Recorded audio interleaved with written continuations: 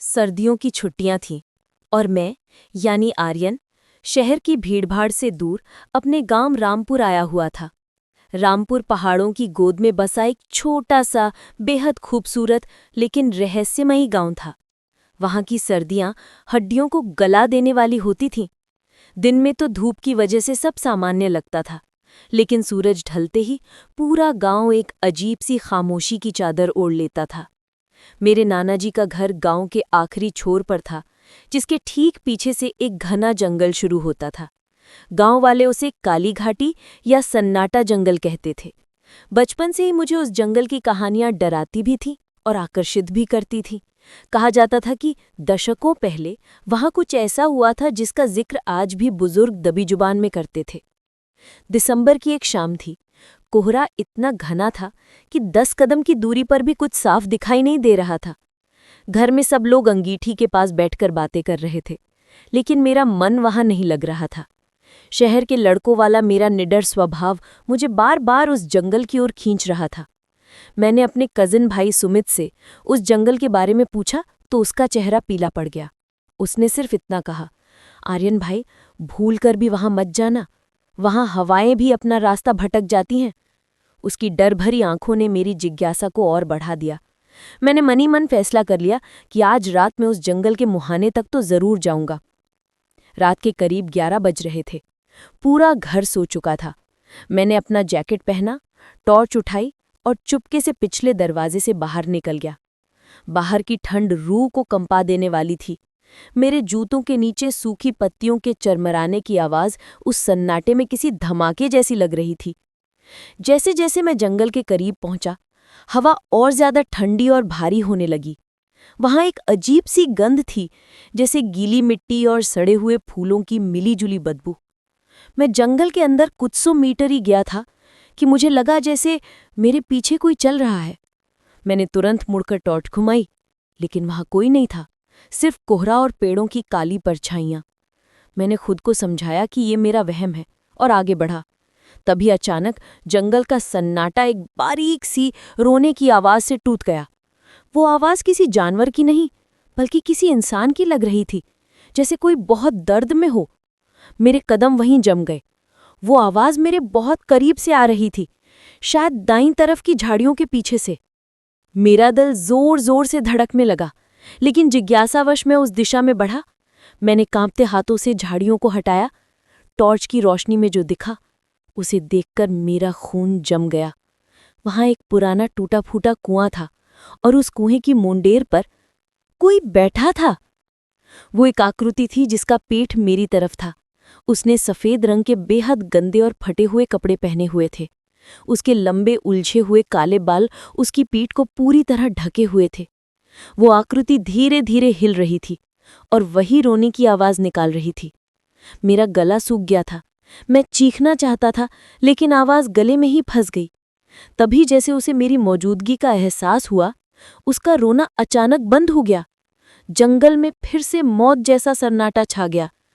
धीरे धीरे, बहुत धीरे धीरे उस आकृति ने अपनी गर्दन घुमानी शुरू की। उसकी हड्डियों के चटकने की कड़क कड़क आवाज उस सन्नाटे में गूंज उठी। जब उसका चेहरा मेरी तरफ घूमा तो मेरे पैरों तले जमीन खिसक गई। उसका कोई चेहरा ही नहीं था। जहां आंखें और नाक होनी चाहिए थी, वहां सिर्फ सपाट मांस था।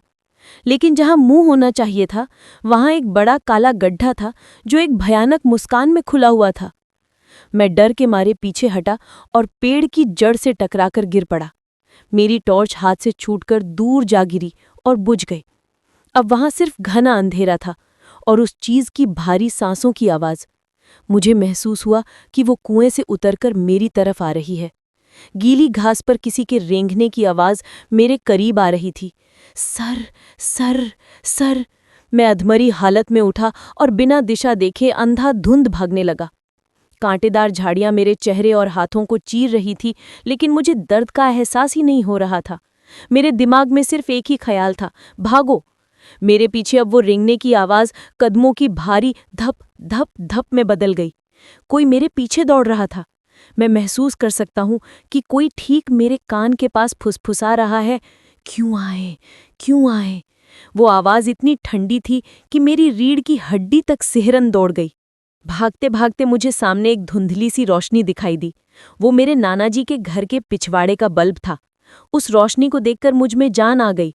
मैंने अपनी पूरी ताकत लगा दी और जंगल से निकलकर घर के हाथे में गिर पड़ा। मैंने पीछे मुड़कर देखने की हिम्मत नहीं की, बस रेंगते हुए घर का दरवाज़ा खोला और अंदर घुस गया। मैंने दरवाजे को कसकर बंद किया और कुंडी लगा दी। मैं दरवाजे से सटकर जमीन पर बैठ गया। मेरी सांसें किसी इंजन की तरह चल रही थी। तभी दरवाजे के दूसरी तरफ से एक हल्की सी दस्तक हुई। ठक ठक ठक। मेरी धड़कन रुक सी गई। फिर वही फुसफुसाती हुई आवाज आई, बिल्कुल दरवाजे के पास से। आर्यन, दरवाजा खोलो, मैं सुमित हूं। एक पल के लिए मुझे लगा कि शायद सुमित मुझे ढूंढने आया होगा। मेरा हाथ कुंडी की तरफ बढ़ा, लेकिन तभी मेरी नजर सीढ़ियों पर पड़ी। सुमित तो ऊपर से अपनी पानी की बोतल लेकर नीचे उतर रहा था। उसने मुझे दरवाजे से सटा हुआ और पसीने में लथपथ देखकर हैरान होकर पूछा, आर्यन, तुम यहाँ नीचे क्या कर रहे हो? अगर सुमित सीढ़ियों पर था, तो दरवाजे के बाहर कौन था जो सुमित की आवाज में मुझे बुला रहा था? उस रात मुझे समझ आ गया कि गांव के बुजुर्ग गलत नहीं थे। उस जंगल में कुछ तो था जो इंसान की समझ से परे था। वो आवाज, वो बिना चेहरे वाला साया और वो सुमित की आवाज में बुलाना, वो कोई भ्रम नहीं था। उस रात के बाद मुझे तेज बुखार चढ़ गया जो कई दिनों तक नहीं उतरा। जब भी मैं आंखें बंद करता, मुझे वही काला गड्ढा वाला चेहरा दिखाई देता। आज भी जब मैं शहर में अपने कमरे में अकेला होता हूँ और कभी सन्नाटे में कोई हल्की सी आवाज होती है, तो मेरा दिल सहम जाता है। मुझे हमेशा लगता है कि शायद वो साया जंगल से मेरे पीछे पीछे शहर तक आ गया है। और कभी-कभी, बस कभी-कभी, मुझे अपने कान के पास वही ठंडी फुसफुसाहट सुनाई देती है, क्यों आए, क्यों आए? रमन रोज की तरह आज भी अपनी ठेले वाली सब्जियां बेचने शहर के बाजार गया था। शाम ढलते ढलते उसकी सारी सब्जियां बिक चुकी थीं और उसके चेहरे पर एक सुकून की मुस्कान थी। आज अच्छी कमाई हुई थी। लेकिन अब रात के लगभग 10:30 बज चुके थे और उसे अपने गांव शिवपुरी वापस लौटना था, जो शहर से करीब 10 किलोमीटर दूर था। उसका ठेला खाली था, सिर्फ एक पुरानी लालटेन और कुछ चिल्लर उसके पास थी। थकावट से उसका शरीर टूट रहा था। ठंडी हवा उसकी हड्डियों तक पहुंच रही थी। उसने सोचा, आज घर जल्दी पहुंचना है। रोजाना वो मुख्य सड़क से जाता था जहां रोशनी और लोग बाग होते थे, लेकिन वो रास्ता लंबा था। एक दूसरा रास्ता भी था, एक कच्चा रास्ता जो एक पुराने तालाब और एक छोटे से शमशान घाट के किनारे से होकर गुजरता था। गांव वाले उसे भुतहा रास्ता कहते थे, लेकिन वो लगभग 3 किलोमीटर छोटा था। रमन ने कभी उस रास्ते से रात में जाने की हिम्मत नहीं की थी, पर आज पैसे अच्छे बने थे और घर जाकर पत्नी और बच्चों के साथ जल्दी से खाना खाने की लालसा उसे खींच रही थी। उसने सोचा, दिन दहाड़े तो कुछ होता नहीं और आज रात भी ऐसा क्या हो जाएगा, मैं तो भगवान का नाम लेकर जाऊंगा। उसने अपनी पुरानी साइकिल उठाई, ठेले को पीछे बांधा और भुतहे रास्ते की ओर मुड़ गया। जैसे ही वो मुख्य सड़क से मुड़ा, रोशनी और शोरगुल पीछे छूट गए। अब सिर्फ सन्नाटा था और दूर से सुनाई दे रहे कुत्तों के भौंकने की आवाज। कच्चा रास्ता ऊबड़-खाबड़ था। उसकी साइकिल की पुरानी घंटी टन टन करती रही, जैसे वो खुद उस सन्नाटे को तोड़ने की कोशिश कर रही हो। थोड़ी देर बाद वो उस बड़े सूखे तालाब के पास पहुंचा। तालाब के किनारे कुछ पुराने टूटे-फूटे मंदिर थे, जिनके सिर्फ खंडहर ही बचे थे। उनकी मूर्तियों पर पेड़-पौधे उगाए थे, जो रात के अंधेरे में किसी डरावनी आकृति जैसे लग रहे थे। रमन ने अपनी लालटेन की लौ तेज की। उस पुरानी लालटेन की पीली रोशनी में सब कुछ और भी अजीब लग रहा था। तभी उसे कुछ महसूस हुआ। एक ठंडी हवा का झोंका आया, लेकिन ये सामान्य हवा से अलग था। इसमें एक अजीब सी, सड़ी हुई सी गंध थी, जैसे बासी फूलों और किसी मरे हुए जानवर की मिलीजुली बदबू। रमन के रोंगटे खड़े हो गए। उसने अपने मन में गायत्री मंत्र का जाप शुरू कर दिया। उसने सोचा, ये सब मेरा वहम है, थकावट की वजह से हो रहा है। वो जल्दी जल्दी पैडल मारने लगा। तालाब के बाद शमशान घाट का इलाका शुरू होता था। दूर से कुछ जलती हुई चिताओं की हल्की रोशनी दिखाई दे रही थी, जो वहां होने वाली क्रियाओं का संकेत दे रही थी। जैसे ही वो शमशान घाट के करीब पहुंचा, उसकी साइकिल का अगला पहिया अचानक एक पत्थर से टकराया। रमन का संतुलन बिगड़ा और वो धड़ाम से गिर पड़ा। ठेला एक तरफ पलटा और लालटेन बुझ गई। अब वहां घना अंधेरा था। रमन दर्द से कराह उठा। उसकी घुटने में चोट लगी थी। वो उठने की कोशिश कर रहा था, तभी उसे एक आवाज सुनाई दी। एक बच्चे के रोने की आवाज, बहुत धीमी लेकिन स्पष्ट, माँ, माँ। रमन का दिल जोर जोर से धड़कने लगा। शमशान के पास एक बच्चा, इतनी रात को। उसने हिम्मत करके अपनी जेब से माचिस निकाली और कांपते हाथों से लालटेन जलाने की कोशिश की। कई कोशिशों के बाद लालटेन फिर से जल उठी। उसकी मंद रोशनी में आसपास का इलाका कुछ साफ हुआ। उसने देखा थोड़ी दूर पर एक बड़े बरगद के पेड़ के नीचे एक छोटी सी आकृति बैठी रो रही थी। वो एक बच्चा था, मुश्किल से 5 या 6 साल का। उसने गंदे फटे हुए कपड़े पहने थे और अपने घुटनों में अपना सिर छिपा रखा था। रमन को उस बच्चे पर तरस आया। वो अपने डर को भुलाकर उसकी तरफ बढ़ा। बेटा, बेटा, तुम यहाँ क्या कर रहे हो इतनी रात को? तुम्हारे माँ बाप कहाँ हैं? रमन ने धीमी आवाज में पूछा। बच्चे ने धीरे से अपना सिर उठाया। उसका चेहरा रमन ने पहले ऐसा कभी नहीं देखा था। वो पीला और बेजान था।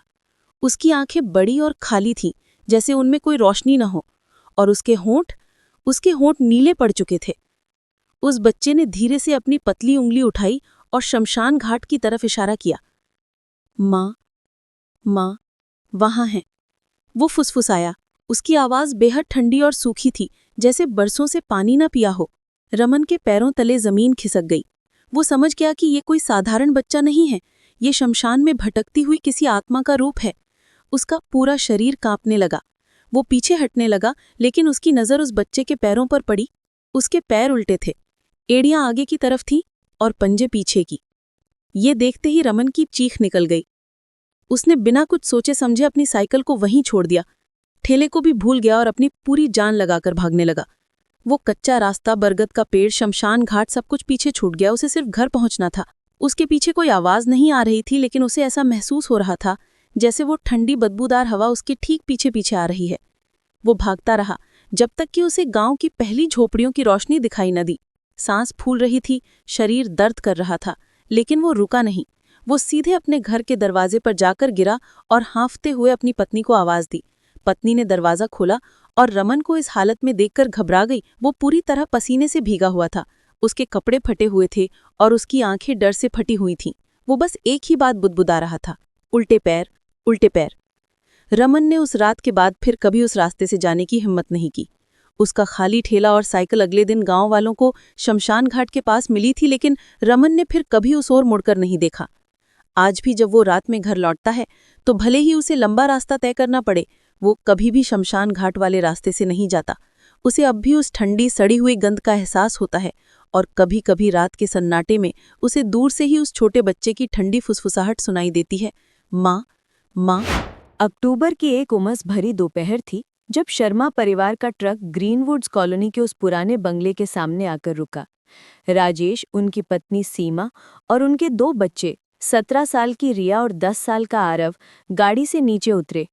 मकान नंबर 42। ये घर बाहर से देखने में काफी शानदार था।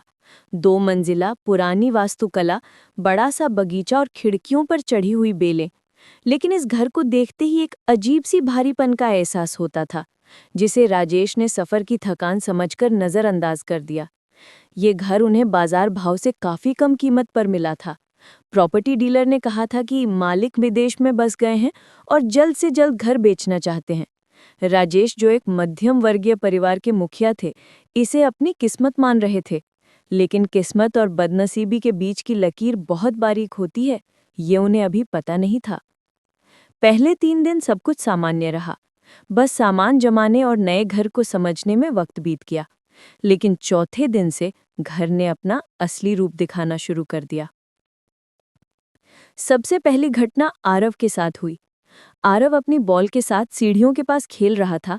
अचानक उसकी बॉल लुढ़कते हुए पहली मंजिल के उस कमरे की तरफ गई जो बंद पड़ा था।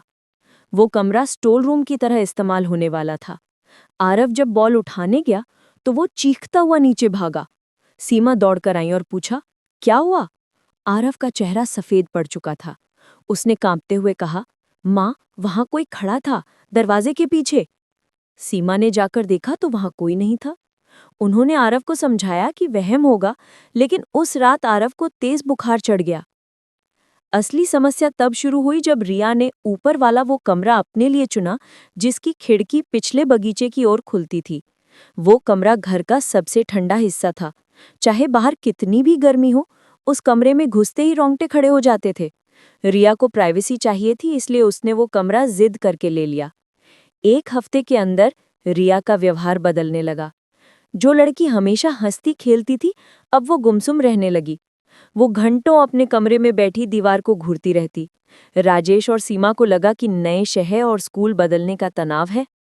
लेकिन एक रात सीमा को प्यास लगी और वो पानी लेने रसोई में गई। वापस लौटते वक्त उन्हें ऊपर से किसी के चलने की आवाज आई।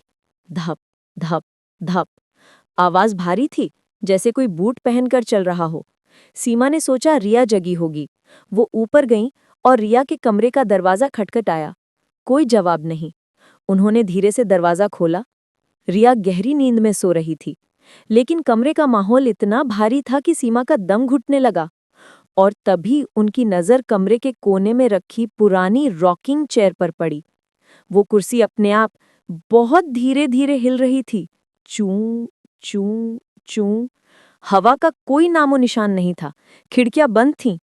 सीमा ने झटके से दरवाजा बंद किया और नीचे भाग गईं। अगले दिन सीमा ने पड़ोस में रहने वाली मिसेस वर्मा से बात करने का फैसला किया।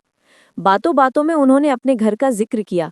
जैसे ही सीमा ने मकान नंबर 42 का नाम लिया, मिसेस वर्मा के हाथ से चाय का कप छूटते छूटते बचा। उनकी आंखों में एक खौफ तैर गया। तुम लोग उस घर में रह रहे हो? मिसेस वर्मा ने दबी आवाज में पूछा। क्या तुम्हें किसी ने बताया नहीं? क्या नहीं बताया? सीमा का दिल जोर से धड़कने लगा। मिसेस वर्मा ने इधर उधर देखा और फिर फुसफुसाते हुए कहा, 5 साल पहले उस घर में कर्नल सरीन का परिवार रहता था। उनकी एक बेटी थी नैना, तुम्हारी बेटी के ही उम्र की रही होगी। वो एक बहुत होनहार कथक डांसर थी, लेकिन अचानक उसे कुछ मानसिक परेशानियां शुरू हो गईं। डॉक्टर कुछ समझ नहीं पाए और एक दिन। मिसेस वर्मा रुकी, जैसे वो याद भी उन्हें डरा रही हो। एक दिन उसी ऊपर वाले कमरे में नैना ने पंखे से लटककर जान दे दी। पुलिस ने इसे आत्महत्या कहा, लेकिन उस रात हमने उस घर से जो चीखें सुनी थीं, वो किसी इंसान की नहीं लग रही थीं। कर्नल साहब ने वो घर छोड़ दिया, लेकिन कहते हैं कि नैना का दर्द उस कमरे से कभी नहीं गया। सीमा के पैरों तले जमीन खिसक गई। वो ऊपर वाला कमरा, जहां अब रिया सोती है, वो भागी भागी घर लौटी। शाम हो चुकी थी। घर में अंधेरा गहरा रहा था। राजेश अभी दफ्तर से नहीं आए थे। सीमा ने घर में घुसते ही रिया को आवाज दी। रिया, रिया नीचे आओ। कोई जवाब नहीं। सन्नाटा इतना गहरा था कि घड़ी की टिक टिक भी हथौड़े जैसी लग रही थी। तभी ऊपर से एक आवाज आई, किसी चीज के घिसटने की, जैसे कोई भारी स्टूल या कुर्सी जमीन पर घिसट रहा हो। Sir sir sir. सीमा का दिल हलक में आ गया। उन्हें मिसेस वर्मा की बात याद आई। नैना ने पंखे से लटककर। सीमा सीढ़ियां चढ़कर ऊपर भागी। रिया का दरवाजा अंदर से बंद था। रिया, दरवाजा खोलो, रिया, दरवाजा खोलो। सीमा ने दरवाजा पीटना शुरू किया। अंदर से कोई आवाज नहीं आ रही थी, बस एक ही आवाज थी, किसी चीज के गिरने की। धड़ाम। जैसे ही वो स्टूल गिरने की आवाज आई, सीमा चीख पड़ी। उसी वक्त राजेश घर पहुंचे। सीमा की चीख सुनकर वो ऊपर दौड़े। क्या हुआ? रिया, दरवाजा नहीं खोल रही, तोड़ो इसे। सीमा रो रही थी। राजेश ने अपनी पूरी ताकत लगाकर कंधे से दरवाजे को धक्का दिया। 1 बार, 2 बार और तीसरी बार में चटकनी टूट गई। दरवाजा खुला। सामने का नजारा देखकर दोनों की रूह कांप गई। कमरे के बीचों बीच पंखा चल रहा था। उसके ठीक नीचे एक स्टूल गिरा पड़ा था। रिया। रिया के गले में एक पुराना मटमैला दुपट्टा बंधा था, जिसका दूसरा सिला पंखे से लटक रहा था। लेकिन रिया लटकी नहीं थी। वो स्टूल के पास खड़ी थी, पंजों के बल। उसका शरीर अकड़ा हुआ था। उसकी आंखें पथरा गई थी और वो छत की तरफ देख रही थी। उसके गले का फंदा कसा हुआ था, लेकिन वो लटकी नहीं थी, क्योंकि किसी ने या किसी चीज ने उसके पैरों को नीचे से थाम रखा था। रिया हवा में कुछ इंच ऊपर थी, जैसे कोई अदृश्य शक्ति उसे नीचे से सहारा दे रही हो या फिर उसे ऊपर खींचने की कोशिश कर रही हो। कमरे का तापमान माइनस में लग रहा था। रिया! राजेश चिल्लाए और आगे लपके। जैसे ही राजेश ने रिया को छुआ, रिया का शरीर एक झटके के साथ नीचे गिर पड़ा, जैसे वो अदृश्य सहारा अचानक हट गया हो। रिया बेहोश हो गई। उसके गले पर रस्सी के गहरे लाल निशान उभर आए थे। वे तुरंत उसे अस्पताल ले गए। रिया की जान बच गई, लेकिन वो सदमे में थी। होश में आने के बाद उसे कुछ याद नहीं था। उसे बस इतना याद था कि उसे बहुत ठंड लग रही थी और कोई उसके कान में कह रहा था, मेरे साथ आओ, यहाँ बहुत शांति है। डॉक्टरों ने इसे एक्यूट डिप्रेशन और हैलोसिनेशन यानी भ्रम बताया, लेकिन राजेश और सीमा जानते थे कि सच क्या है। उस रात जब वे अस्पताल से अपना जरूरी सामान लेने वापस उस घर गए, तो उन्होंने जो देखा उसने उनका शक यकीन में बदल दिया। रिया का कमरा खाली था। सामान पैक करते वक्त राजेश की नज़र दीवार पर लगे एक बड़े आईने पर पड़ी। आईने में राजेश का अक्स दिख रहा था, लेकिन उनके अक्स के ठीक पीछे कमरे के अंधेरे कोने में एक धुंधली सी आकृति खड़ी थी। एक लड़की जिसकी गर्दन अजीब तरीके से मुड़ी हुई थी और उसकी जीभ बाहर लटक रही थी। वो राजेश को ही देख रही थी। राजेश ने पलक झपकी और वो गायब हो गई। लेकिन तभी कमरे में रखी वही रॉकिंग चेयर अपने आप जोर जोर से हिलने लगी, चूं चूं चूं, और पूरे कमरे में घुंघरों की छम छम गूंजने लगी। राजेश और सीमा अपना सामान छोड़कर वहां से उसी वक्त भाग निकले। उन्होंने पीछे मुड़कर नहीं देखा। वे उस शहर से ही चले गए। आज उस घटना को 3 साल हो चुके हैं। रिया अब ठीक है, लेकिन वो आज भी गले में स्कार्फ या दुपट्टा नहीं पहनती। उसे अपने गले के आसपास किसी चीज के कसाव से डर लगता है। मकान नंबर 42 आज भी खाली पड़ा है। कोई उसे नहीं खरीदता, लेकिन कॉलोनी के चौकीदार बताते हैं कि आज भी अमावस्या की रातों में उस घर की ऊपर वाली खिड़की से किसी के रोने की और घुंघरुओं की आवाज आती है। और कभी-कभी खिड़की के पर्दे के पीछे एक परछाई दिखाई देती है, जो अपनी टूटी हुई गर्दन के साथ बाहर झांक रही होती है। उस घर ने रिया की जान तो बख्श दी, लेकिन उस परिवार की खुशियों और चैन को हमेशा के लिए निगल लियो। वे समझ गए कि कुछ मकान ईंट पत्थर के नहीं, बल्कि पुरानी यादों और अधूरी मौतों के बने होते हैं।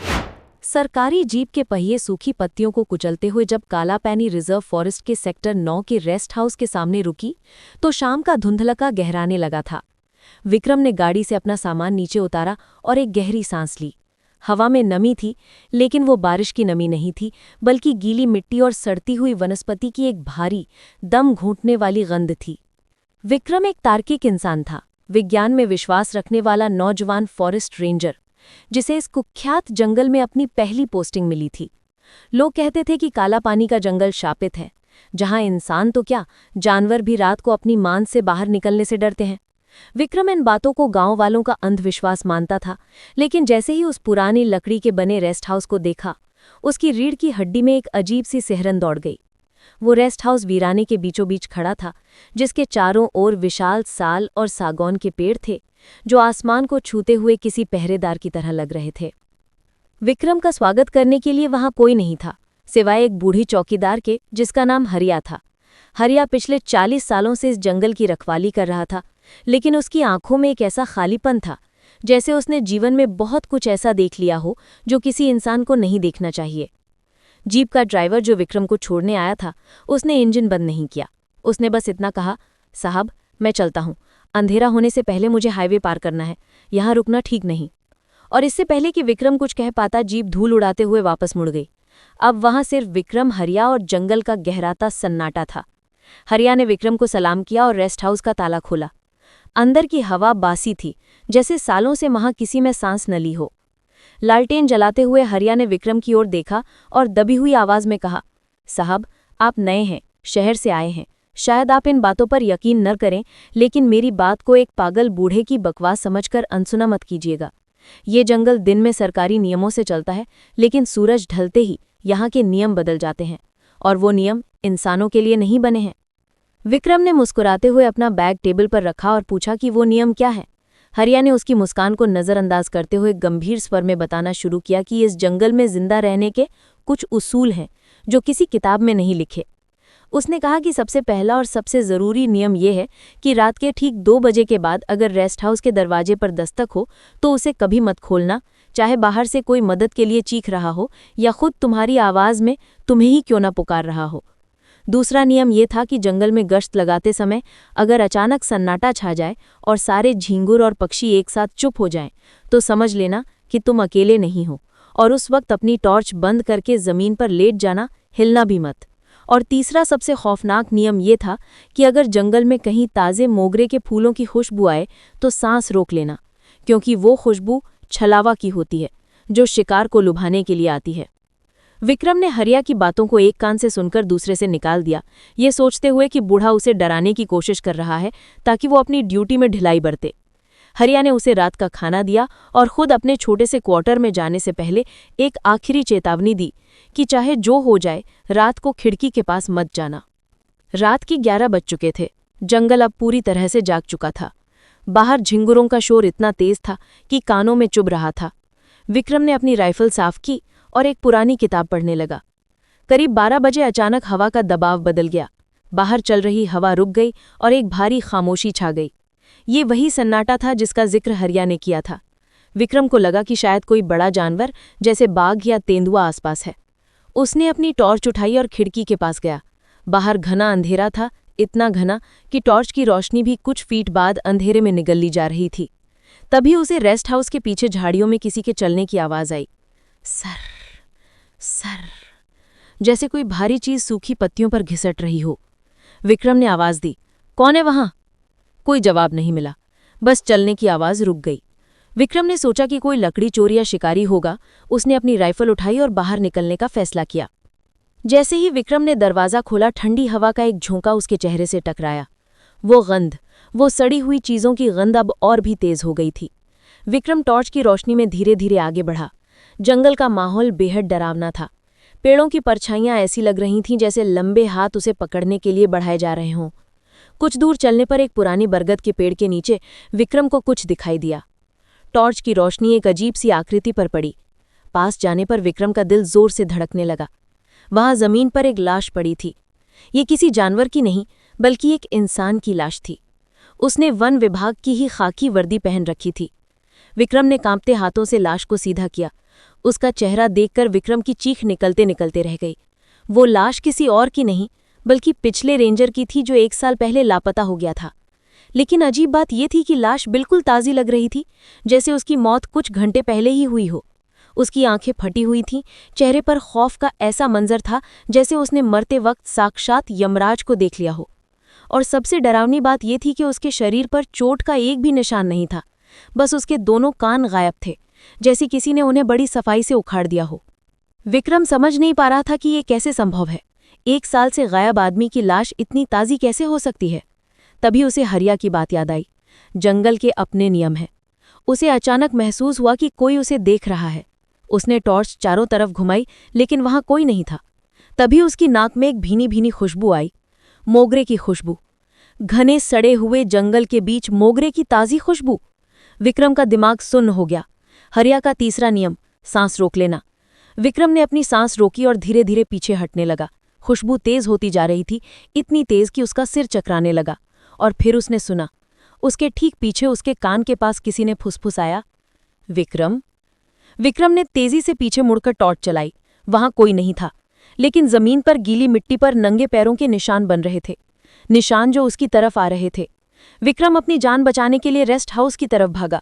उसके पीछे भारी कदमों की आवाजें आ रही थीं, जैसे कोई बहुत तेजी से उसका पीछा कर रहा हो। वो दौड़ता रहा, झाड़ियां उसके कपड़े फाड़ रही थीं, कांटे उसके चेहरे को छील रहे थे, लेकिन वो रुका नहीं। वो रेस्ट हाउस के पोर्च पर चढ़ा, अंदर घुसा और दरवाज़ा बंद करके कुंडी लगा दी। वो दरवाजे से सटकर जमीन पर बैठ गया। उसकी सांसें लोहार की धोकनी की तरह चल रही थी। बाहर अब भी वही मोगरे की खुशबू आ रही थी जो दरवाजे की दरारों से अंदर घुस रही थी। तभी दरवाजे पर दस्तक हुई, ठक ठक ठक। विक्रम ने अपनी कलाई घड़ी देखी। रात के 2:05 हो रहे थे। हरिया का पहला नियम, 2 बजे के बाद दरवाज़ा मत खोलना। दस्तक फिर हुई, इस बार थोड़ी तेज। और फिर बाहर से एक आवाज़ आई, साहब साहब, दरवाज़ा खोलिए, मैं हरिया हूं। आप जंगल में गिर गए थे, आपको चोट लगी है। वो आवाज़ हूबहू हरिया की थी, वही भारीपन, वही लहजा। विक्रम का हाथ कुंडी की तरफ बढ़ा। उसे लगा शायद वो जंगल में सच में गिर गया था और ये सब उसका वहम है। शायद हरिया उसे देखने आया है। लेकिन तभी उसकी नज़र खिड़की पर पड़ी। खिड़की के कांच के बाहर अंधेरे में उसे 2 लाल चमकती हुई आंखें दिखाई दीं जो उसे ही घूर रही थी। वो आंखें इंसानी ऊंचाई से बहुत ऊपर थीं, कम से कम 8 फीट की ऊंचाई पर। अगर बाहर हरिया होता तो वो इतना लंबा कैसे हो सकता था? और अगर हरिया दरवाजे पर था तो खिड़की पर कौन था? विक्रम ने अपना हाथ पीछे खींच लिया। बाहर वाली आवाज अब बदलने लगी, दरवाज़ा खोलो विक्रम, मुझे भूख लगी है। वो हरिया की आवाज़ नहीं थी, वो एक ऐसी आवाज़ थी जो कई आवाज़ों से मिलकर बनी थी। एक बच्चे का रोना, एक औरत की हंसी और एक जानवर का गुर्राना, सब एक साथ। विक्रम अपनी राइफल ताने कोने में दुबक गया। पूरी रात वो चीज़ दरवाजे और खिड़कियों को खुरचती रही। कभी वो उसकी माँ की आवाज़ में उसे बुलाती, कभी उसके बचपन के दोस्तों की आवाज़ में। वो एक मानसिक यातना थी जो किसी भी शारीरिक दर्द से कहीं ज्यादा भयानक थी। विक्रम ने अपनी आंखें बंद कर लीं और कानों पर हाथ रख लिए। बस सुबह होने का इंतजार करने लगा। उसे पता था कि अगर उसने एक बार भी उनकी आंखों में देखा या उनकी बात सुनी तो उसका अंजाम भी उस पिछले रेंजर जैसा होगा, बिना कानों वाली एक ताज़ी लाश। घंटों बाद जब खिड़की से सूरज की पहली किरण अंदर आई तो बाहर का शोर बंद हुआ। मोगरे की खुशबू भी गायब हो गई। विक्रम ने कांपते हुए दरवाज़ा खोला। बाहर धूप खिली थी, पक्षी चहचहा रहे थे, जैसे रात में कुछ हुआ ही ना हो। वो लड़खड़ाते हुए हरिया के क्वार्टर की तरफ गया। वो हरिया से पूछना चाहता था, उसे बताना चाहता था कि वो बच गया, लेकिन जब वो क्वार्टर में पहुंचा तो वहां का नज़ारा देखकर उसके पैरों तले जमीन खिसक गई। क्वार्टर के अंदर खाट पर हरिया की लाश पड़ी थी। लाश सड़ चुकी थी, उसमें कीड़े पड़े हुए थे। वो लाश कम से कम 3-4 दिन पुरानी लग रही थी। विक्रम का दिमाग पूरी तरह से सुन्न हो गया। अगर हरिया 3 दिन पहले मर चुका था तो कल शाम उसे चाबी किसने दी थी, उसे नियम किसने बताए थे, और रात को उसने किसकी आवाज़ सुनी थी। विक्रम को समझ आ गया कि कल शाम जिसने उसका स्वागत किया था वो हरिया नहीं बल्कि जंगल का ही कोई हिस्सा था।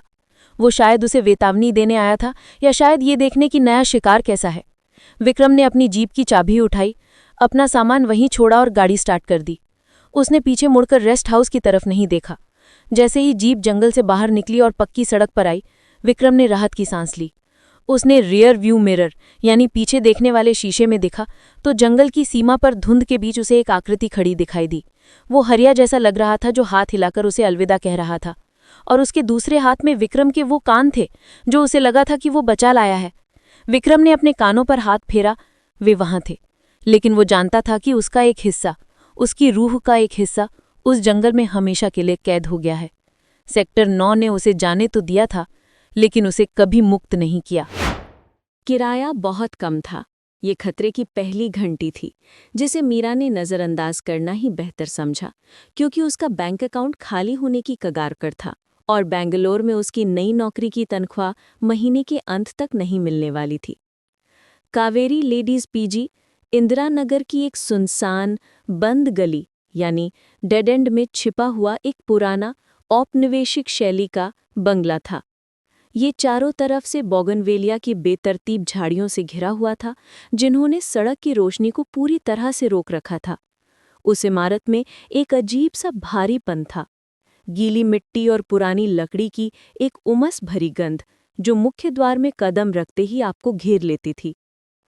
मीरा अपने 2 सूटकेस के साथ प्रवेश द्वार पर खड़ी थी, माथे से पसीना पूंछ रही थी। वार्डन, 60 साल की एक सख्त मिजाज महिला जिनका नाम मिसेस गोमती था, ने उसे देखकर कोई मुस्कुराहट नहीं दी। उन्होंने ये भी नहीं पूछा कि मीरा का सफ़र कैसा रहा। उन्होंने बस एक जंग लगी लोहे की चाबी मीरा के हाथ में थमा दी। कमरा नंबर 304, तीसरी मंजिल, मिसेस गोमती ने कहा। उनकी आवाज़ सूखी और खुरदरी थी, जैसे पत्थर पर रेगमाल घिसा जा रहा हो। यहाँ कुछ नियम है मीरा, हम यहाँ अनुशासन को लेकर बहुत सख्त हैं। मैं समझती हूँ मैम, लड़कों का आना मना है, तेज संगीत नहीं बजाना। मीरा ने पीजी के सामान्य नियमों को रटना शुरू किया। उन सब को भूल जाओ। मिसेस गोमती ने उसकी बात काटते हुए एक कदम आगे बढ़ाया। उनकी आंखों में मोतियाबिंद का जाला था, जिससे उनकी नज़र एक डरावनी, खाली और पथराई हुई सी लगती थी। यहाँ सिर्फ एक ही नियम मायने रखता है। मेन गेट रात के 10 बजे बंद हो जाता है, लेकिन तुम्हारे कमरे का दरवाज़ा तुम्हें ठीक रात 11 बजे उसे अंदर से बोल्ट करना होगा। मीरा ने सिर हिलाया। ठीक है, 11 बजे, समझ गई। तुम सुन नहीं रही हो? मिसेस गोमती ने मीरा की कलाई पकड़ ली। उनकी पकड़ हैरानी के हद तक मजबूत और बर्फ जैसी ठंडी थी। एक बार जब तुम 11 बजे उस दरवाजे की चिटखनी लगा दोगी तो तुम उसे नहीं खोलोगी।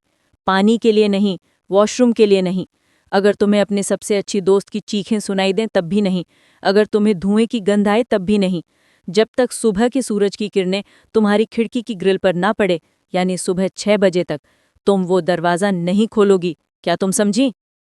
मीरा ने घबराकर अपना हाथ पीछे खींच लिया। क्यों? क्या क्या ये इलाका सुरक्षित नहीं है? मिसेस गोमती ने एक लंबे पल तक उसे घूरा, फिर मुड़ गईं। बस नियम का पालन करो। अगर इस शहर में जिंदा रहना चाहती हो तो नियम का पालन करो। पहली रात, जानी पहचानी आवाज। कमरा बड़ा था, लेकिन अजीब था। छत बहुत ऊंची थी, जिससे ट्यूबलाइट जलने के बावजूद कोनों में लंबी लंबी परछाइयां बन रही थी। वहां एक भारी सागौन टीकवुड का दरवाजा था, जिस पर एक आधुनिक डेडबोल्ट लगा था, जो हाल ही में लगाया गया लग रहा था। दरवाजे की चौखट की सड़ती हुई लकड़ी के मुकाबले ये बिल्कुल नया और बेमेल था। मीरा ने सामान खोला। उसे एक अजीब से अकेलेपन का एहसास हो रहा था। पीजी एकदम शांत था, हद से ज्यादा शांत। उसने गलियारों में एक भी दूसरी लड़की को नहीं देखा था। न हंसी की आवाज, न खाना पकने की महक, न कोई संगीत। सिर्फ खिड़की की जाली से टकराती हुई लताओं और हवा की सरसराहट। रात के 10:55 पर उसने ब्रश किया और पजामा पहना। उसे वार्डन की वो सख्त चेतावनी याद आई। अपने डर पर खुद ही हंसते हुए उसने भारी स्टील की चिटखनी को सरकाकर बंद कर दिया। क्लिक! वो बिस्तर पर लेट गई, इंस्टाग्राम स्क्रॉल करते हुए। फोन की नीली रोशनी उस अंधेरे कमरे में एकमात्र सहारा थी। रात के 11:15 पर कमरे का माहौल बदल गया। हवा भारी हो गई, जैसे उसके सीने पर कोई दबाव डाल रहा हो। एक ही सेकंड में तापमान 10 डिग्री नीचे गिर गया। ठक ठक ठक। ये उसके दरवाजे पर एक बहुत ही विनम्र, हल्की सी दस्तक थी। मीरा जम गई। कौन है? उसने आवाज दी। मीरा, बेटा। मीरा झटके से उठकर बैठ गई। उसका दिल पसलियों से टकराने लगा। ये उसकी माँ की आवाज थी। कोई मिलती जुलती आवाज नहीं, उसकी अपनी माँ की आवाज। वही लहजा, वही अपनापन, जिस तरह से वो बेटा कहती थी। माँ? मीरा ने फुसफुसाया। गलियारे से आवाज आई। आवाज थोड़ी दबी हुई थी, जैसे उसकी माँ बिल्कुल दरवाजे से सटकर खड़ी हूं, गाल लकड़ी पर टिकाए हुए। मैंने तुम्हें सरप्राइज दिया। मैंने देर रात की फ्लाइट ली। मेरा फोन डिस्चार्ज हो गया, इसलिए कॉल नहीं कर पाई। खोलो, बाहर बहुत अंधेरा है। मीरा ने बिस्तर से पैर नीचे उतारे। उसकी माँ थी तो भावुक, वो उसे सेटल करने के लिए अचानक आ सकती थी। उसने दरवाजे की तरफ एक कदम बढ़ाया। रुको।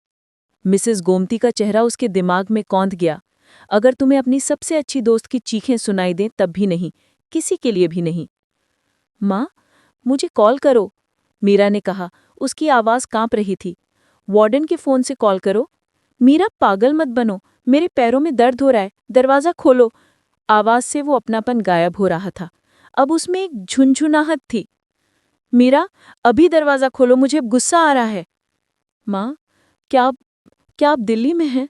हाँ बिल्कुल, मैं बिस्तर में हूँ। क्यों? मीरा ने फोन काट दिया। उसके चेहरे से खून का कतरा कतरा निचोड़ लिया गया हो, ऐसा रंग उड़ गया। उसने दरवाजे की तरफ देखा। बाहर से आवाज अभी भी आ रही थी। मीरा, अभी दरवाजा खोलो, मुझे अब गुस्सा आ रहा है। बाहर वाली आवाज बदल गई। अब वो उसकी माँ की नहीं थी। ये घुरघुराती हुई गीली आवाज थी, जैसे कोई खून से भरे गले से बोल रहा हो।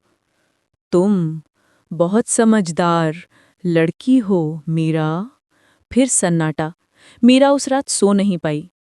दूसरी रात, मदद की गुहार। अगली सुबह पीजी सामान्य लग रहा था। गलियारे में धूप खिली हुई थी। मीरा ने कमरे नंबर 302 से एक लड़की को निकलते देखा। वो दौड़कर उसके पास गई। हे, हाय, मैं मीरा हूँ। क्या तुमने कल रात कुछ सुना? वो लड़की, जो बेहद थकी और पीली लग रही थी, जिसकी आंखों के नीचे चोट जैसे काले घरे थे, ने बस सिर हिलाया। हम रातों के बारे में बात नहीं करते, बस चिटखनी बंद रखो। तुम चाहे जो करो, तुम्हें उन्हें अंदर नहीं आने देना है। ये वे कौन है? वो जो अपने कमरे वापस चाहते हैं, लड़की ने कहा और सीढ़ियों से नीचे भाग गई। रात फिर घिर आई। मीरा के पेट में डर एक ठोस वजन की तरह जम गया था। उसने 10:58 पर दरवाज़ा लॉक किया। उसने एहतियात के तौर पर अपना भारी सूटकेस दरवाजे से सटाकर रख दिया। 11 बजे। तापमान गिर गया। हवा का दबाव बदल गया, जिससे उसके कान सुन्न हो गए। खुरच खुरच खुरच। इस बार आवाज नीचे से आ रही थी, फर्श के पास, जैसे कोई कुत्ता अंदर आने के लिए नाखूनों से दरवाजा खुरच रहा हो। फिर एक सिसकी। प्लीज, प्लीज मेरी मदद करो। ये एक लड़की की आवाज थी, जवान और बेहद डरी हुई। वो मेरा पीछा कर रहा है, प्लीज़ मुझे अंदर आने दो, वो सीढ़ियों पर है, उसके हाथ में चाकू है, प्लीज़। मीरा ने अपनी आंखें कसकर बंद कर लीं। ये सच नहीं है, ये सच नहीं है। नहीं, नहीं, दूर रहो, बाहर वाली लड़की चिल्लाई। आवाज़ इतनी तेज थी कि कान के पर्दे फट जाएं। फिर मीरा के दरवाजे पर किसी भारी शरीर के टकराने की आवाज़ आई। धड़ाम। मीरा, प्लीज़, वो मुझे मार डालेगा, दरवाज़ा खोलो, मुझे पता है तुम अंदर हो, मुझे तुम्हारी लाइट दिख रही है। वो रोना, वो गिड़गिड़ाना इतना असली था, इतना खौफनाक था कि मीरा को सांस लेना भारी हो रहा था। वो उस लड़की को हवा के लिए तड़पते हुए सुन सकती थी, कपड़े फटने की आवाज़, उसके दरवाजे की लकड़ी के ठीक बाहर हो रहे संघर्ष की आवाज़। खोलो इसे, बचाओ मुझे। मीरा अब रो रही थी, उसने अपने हाथों से कान ढक लिए। उसके शरीर का हर रेशा चीख रहा था कि वो एक इंसान है, उसे मरती हुई लड़की की मदद करनी चाहिए। वो खड़ी हो गई, उसका हाथ चिटखनी की तरफ बढ़ा। अगर कोई मर रहा है तो यकीनन नियम मायने नहीं रखते। उसने चिटखनी की ठंडी धातु को छुआ। दूसरी तरफ से चीखना एकदम बंद हो गया। लकड़ी के जरिए एक धीमी, घर घर आती हुई हंसी उसकी उंगलियों में महसूस हुई। बस थोड़ा सा, वो आवाज फुसफुसाई। तुमने ऑलमोस्ट खोल ही दिया था। मीरा ने अपना हाथ ऐसे पीछे खींच लिया जैसे जल गया हो।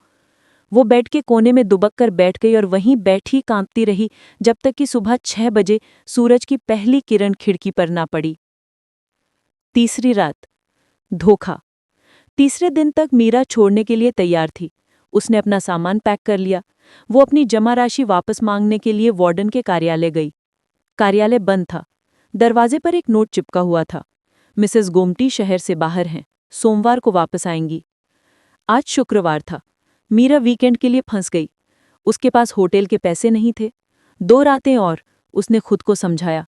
मुझे बस 2 रातें और जिंदा रहना है। वो अपने कमरे में वापस गई। उसने खिड़की चेक की। उस पर लोहे की भारी ग्रिल लगी थी। दरवाजे के अलावा बाहर निकलने का कोई रास्ता नहीं था। 10:59। चिटखनी, सूटकेस, कुर्सी। उसने दरवाजे पर पूरी बैरिकेडिंग कर दी। 11 बजे, सन्नाटा। 12 बजे, सन्नाटा। 1 बजे, सन्नाटा। ये सन्नाटा उन आवाज़ों से भी बदतर था। मीरा बिस्तर पर बैठी एक किचन का चाकू जो उसने खरीदा था, उसे कसकर पकड़े दरवाजे को घूर रही थी। वो कोशिश क्यों नहीं कर रहे हैं? 2:30 बजे। मीरा ने सबसे पहले उसे सूंघा। तीखा, दम घोंटू सुमा। उसने ऊपर देखा। दरवाजे के नीचे की दरार से धुएं के भूरे गुबार अंदर आ रहे थे। फिर गलियारे में लगा फायर अलार्म बजने लगा। Beep beep beep. आग, आग, सब बाहर निकलो। मिसेस गोमती की आवाज थी जो गलियारे में चिल्ला रही थी। बाहर निकलो, इमारत में आग लगी है। कमरा नंबर 304, बाहर आओ। मीरा उछलकर खड़ी हो गई। कमरा तेजी से धुएं से भर रहा था। उसकी आंखों में जलन हो रही थी। वो जोर जोर से खांसने लगी। हे भगवान, हे भगवान। उसने अपना बैग उठाया। वो दरवाजे की तरफ लपकी। वो लपटों के चटकने की आवाज़ सुन सकती थी। वो लकड़ी के जरिए गर्मी महसूस कर सकती थी। दरवाजे का हैंडल छूने पर गर्म लग रहा था। ये कोई भूत नहीं था, ये आग थी। अगर वो रुकी तो जलकर मर जाएगी। नियम आग पर लागू नहीं होता। उसने चिटकनी पकड़ी। उसने उसे पीछे सरकाना शुरू किया। जल्दी करो मीरा, सीढ़ियां ढह रही हैं, मिसेस गोमती बाहर से चिल्लाई। मीरा ने चिटखनी आधी खोल दी थी। फिर वो रुकी। उसने पीछे मुड़कर खिड़की की तरफ देखा। धुआं दरवाजे के पास घना था, लेकिन खिड़की के पास हवा बिल्कुल साफ थी। उसने दरवाजे के नीचे की दरार को देखा। धुआं अंदर आ रहा था, लेकिन वहां कोई नारंगी गर्मी नहीं थी। आग की लपटों की कोई रोशनी नहीं थी। और गर्मी, दरवाजे का हैंडल गर्म था, लेकिन लकड़ी अपने आप में ठंडी थी। उसे मिसेस गोमती के शब्द याद आए। अगर तुम्हें धुएं की गंध आए तब भी नहीं। अगर इमारत में आग लगी हो तब भी नहीं। मीरा खांसी। उसके चेहरे पर आंसू बह रहे थे। मैं नहीं खोलूंगी, वो चिल्लाई। तू बेवकूफ लड़की, तू जल जाएगी, दरवाजा खोल। बाहर वाली आवाज ने अपना मुखौटा उतार फेंका। अब वो मिसेस गोमती नहीं थी। ये एक साथ बोलने वाली कई आवाजों का शोर था। मर्द, औरतें, बच्चे, गुस्से का एक मिला-जुला कोलाहल। फायर अलार्म की आवाज विकृत हो गई और एक लयबद्ध इलेक्ट्रॉनिक हंसी में बदल गई। हा हा हा हा हा हा। कमरे से धुआं पल भर में गायब हो गया। गंध सेकंडों में साफ हो गई। गर्मी खत्म हो गई। मीरा फर्श पर ढक गई, साफ हवा के लिए हाँफते हुए। दरवाजे के दूसरी तरफ से एक भारी वजन उस पर दबाव डाल रहा था। हम भूखे हैं। चौथी रात, घुसपैठ। मीरा शनिवार को पूरे दिन अपने कमरे से बाहर नहीं निकली। वो गलियारे में चलने से भी डर रही थी। उसने एक बोतल में पेशाब किया। उसने अपने बैग में रखे सूखे बिस्किट खाए। वो हमेशा के लिए निकलने के लिए रविवार की सुबह का इंतजार कर रही थी। रात हो गई, आखिरी रात। 11 बजे, लॉक। मीरा दीवार की ओर मुंह करके बिस्तर पर लेटी थी, पूरी तरह से निढाल। उसका दिमाग अब जवाब दे रहा था। वो बस सोना चाहती थी। रात के 3 बजे उसकी आंख खुली। बाहर किसी शोर की वजह से नहीं, बल्कि अंदर से आ रही एक आवाज की वजह से। टप टप टप। वो जम गई। आवाज उसके कमरे से जुड़े बाथरूम से आ रही थी। उसने पक्के से नल बंद किया था। वो लेटी रही, सुनती रही। बाथरूम का दरवाज़ा चरमराहट के साथ खुला। मीरा की सांस अटक गई। कमरे में वो अकेली थी। मुख्य दरवाज़ा अंदर से बोल्ट था। कुछ भी अंदर नहीं आ सकता था, सिवाय इसके कि वो पहले से ही अंदर हो। मीरा। आवाज़ बाथरूम के दरवाजे से आई। ये कोई डरावनी आवाज़ नहीं थी, ये उसकी अपनी आवाज़ थी। ये बिल्कुल उसके जैसी सुनाई दे रही थी। मीरा ने धीरे से अपना सिर घुमाया। बाथरूम के अंधेरे दरवाजे पर एक परछाई खड़ी थी। वो बिल्कुल उसके जैसी दिख रही थी। वही कद, वही बाल। उसने मीरा का ही पजामा पहना था। वो आकृति कमरे में दाखिल हुई। मैं नियमों से बहुत थक गई हूं मीरा, क्या तुम नहीं थकी? चलो बस दरवाज़ा खोल देते हैं, देखते हैं बाहर क्या है। मीरा बेड पर पीछे की ओर खिसकी, अपनी पीठ हेडबोर्ड से सटा ली। तुम असली नहीं हो, तुम मेरे दिमाग में हो। वो आकृति मुस्कुराई। उसके मुंह में दांत बहुत ज्यादा थे। मैं तुम हूं और हम बाहर जाना चाहते हैं। वो आकृति लपकी, मीरा की तरफ नहीं, बल्कि दरवाजे की तरफ। नहीं, मीरा चिल्लाई और बेड से छलांग लगा दी। उसने उस आकृति को दबोचने की कोशिश की, लेकिन वहां दबोचने के लिए कुछ था ही नहीं। वो ठंडी हवा के आर पार निकल गई और फर्श पर गिर पड़ी। उसने ऊपर देखा, वो आकृति पहले से ही दरवाजे पर थी। उसका हाथ चिटकनी पर था। मत करो, मीरा चिल्लाई। उसने अपना सिर 180 डिग्री घुमाया और अपनी सफ़ेद आंखों से मीरा को देखा। जाने का वक्त हो गया। उसने चिटकनी पीछे सरका दी। क्लिक। भारी सागौन का दरवाज़ा चरमराहट के साथ खुल गया। मीरा ने अपनी आंखें कसकर भींच ली और चीख पड़ी, खुद को एक गेंद की तरह से कोड़ लिया। अंत का इंतजार करने लगी। उसने राक्षसों, भूतों, पिशाचों का इंतजार किया कि वो उसे नोच खाएंगे। सन्नाटा। मीरा ने धीरे से अपनी आंखें खोलीं। दरवाज़ा पूरा खुला था। गलियारा अंधेरा और खाली था। वो आकृति जो उसकी तरह दिख रही थी गायब हो चुकी थी। वो खड़ी हुई, कांप रही थी। क्या यह खत्म हो गया? क्या वो बच गई? वो धीरे धीरे खुले दरवाजे की ओर बढ़ी। उसने गलियारे में झांका। हेलो, उसने फुसफुसाया। गलियारे के अंत में सीढ़ियों के पास उसने मिसेस गोमती को खड़े देखा। मिसेस गोमती मुस्कुरा रही थी, एक चौड़ी, अस्वाभाविक मुस्कान जो एक कान से दूसरे कान तक खींची हुई थी। उन्होंने एक उंगली उठाई और मीरा की तरफ इशारा किया। तुमने इसे खोल दिया, मिसेस गोमती फुसफुसाई। उनकी धीमी आवाज़ पूरे हॉल में गूंजते हुए मीरा तक पहुंचे। अब तुम इस घर की हो गई। मीरा ने अपने कमरे में वापस कदम बढ़ाने की कोशिश की, लेकिन उसके पैर नहीं हिले। उसने नीचे देखा। उसके पैर धुंधले हो रहे थे। वो पारदर्शी हो रहे थे, धुएं की तरह। उसने अपने हाथों को देखा, वो गायब हो रहे थे, हवा का हिस्सा बन रहे थे। उसने चीखने की कोशिश की, लेकिन कोई आवाज़ नहीं निकली। उसे तब समझ आया कि पीजी इतना शांत क्यों था। उसने कभी संगीत या खाना पकने की आवाज़ क्यों नहीं सुनी। वो लड़की जो उसे कल मिली थी, काले घेरों वाली, वो कोई किराएदार नहीं थी, वो एक चेतावनी थी। मीरा ने लाचारी से देखा कि उसका शरीर उस पुराने बंगले की परछाइयों में घुलता जा रहा था। पूरी तरह गायब होने से पहले जो आखिरी चीज़ उसने देखी, वो था कमरा नंबर 304 का दरवाज़ा अपने आप जोर से बंद होते हुए। क्लिक। अगले किराएदार के लिए तैयार।